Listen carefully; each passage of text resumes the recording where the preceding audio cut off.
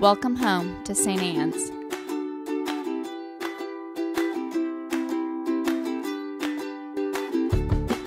We want you to know that you're welcome to join us at 10 a.m. on Sundays. Please be sure to hit subscribe to receive our sermons.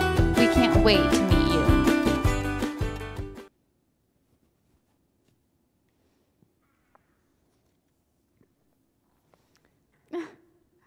It's hard for me to figure out the times for all these different things, so I just got a very violent go. So here we are.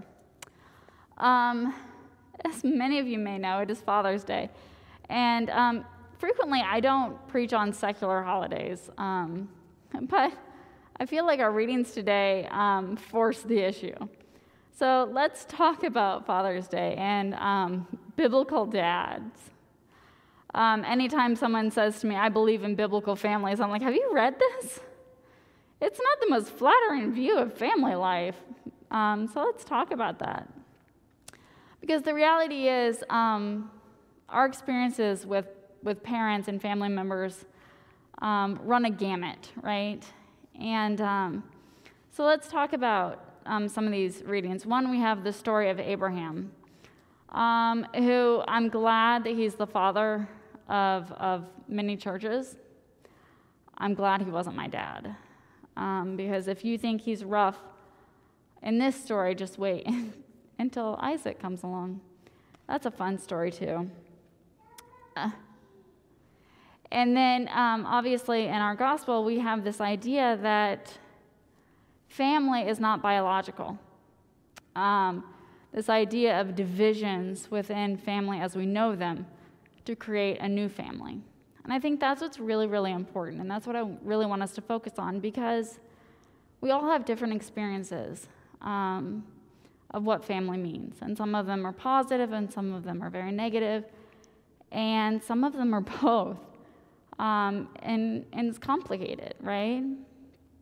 And so I think it's really important for us to examine what exactly does family mean, right?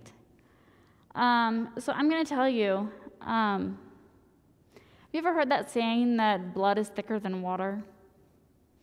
We actually use it wrong. It's a historical reference, and it's the idea that the blood of battle is thicker than the water of the womb. So that those that you live with, your brotherhood, your militant brotherhood, you are closer than you are with your own birth family. Yeah, we've been using it wrong, right? It's kind of ironic how we use it. And I think that has a lot of power for us as Christians when we say it correctly. That blood is thicker than water. That this idea that in Christ we are a family, a new family, and that is a more powerful, real family than water or birth could ever bring to us. But we get obsessed with that, right? We get obsessed with family names and DNA and lineage and genealogy, and sometimes I think we're not sure if we're horses, dogs, or humans, because we just get so obsessed with who begat who and how this all came down. And God says to us, that's not the point. That's not the point at all.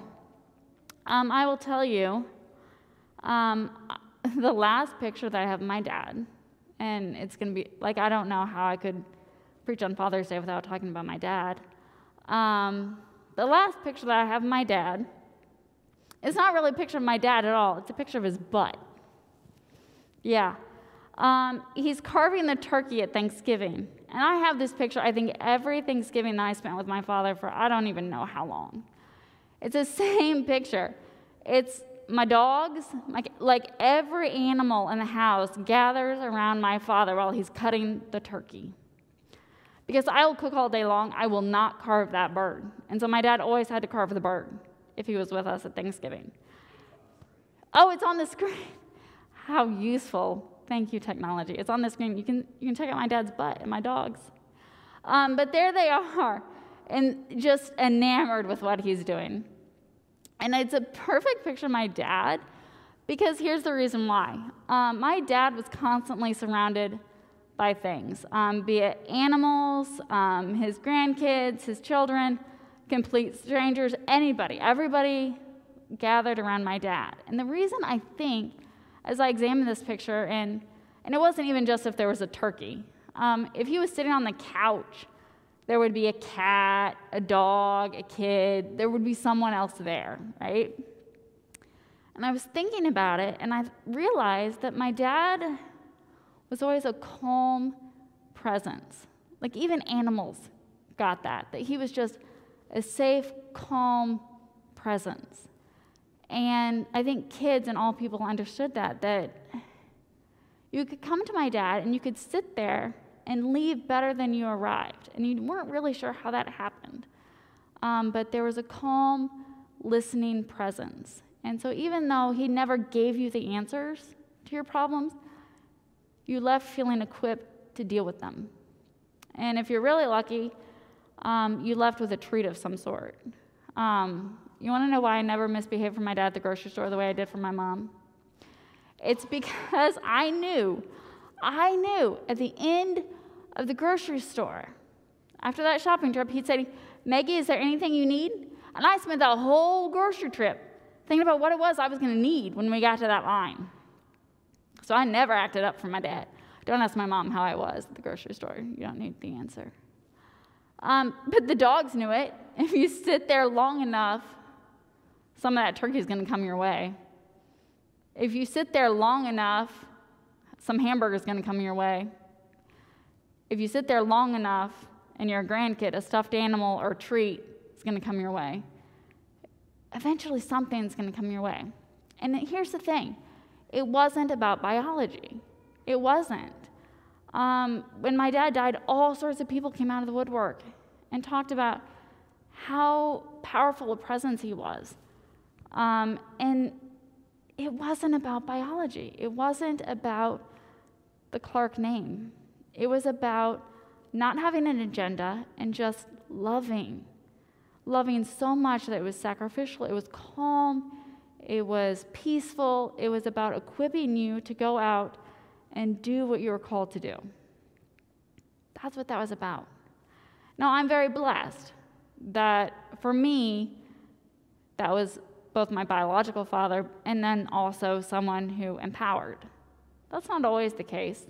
Sometimes it is, and we're very, very lucky. Sometimes it's very different people. And that's the message that God gives to us today. Family is not about biology or DNA. We do that for horses and purebred dogs, not for us.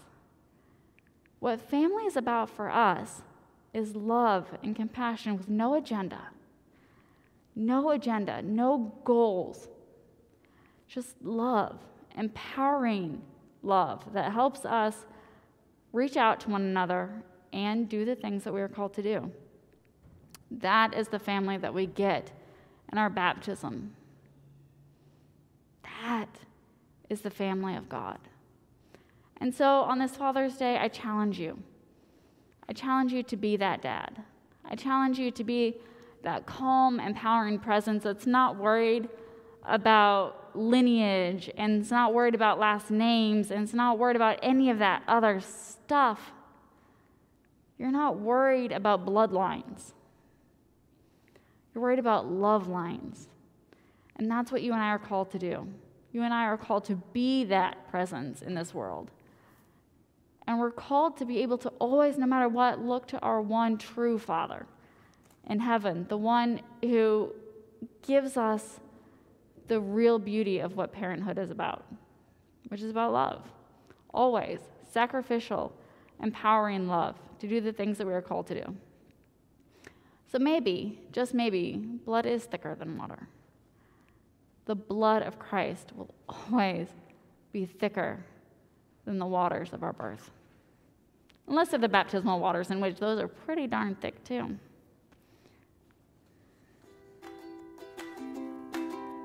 We want you to know that you're welcome to join us at 10 a.m. on Sundays.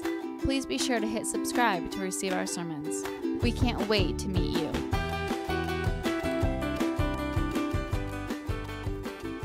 Let's say together the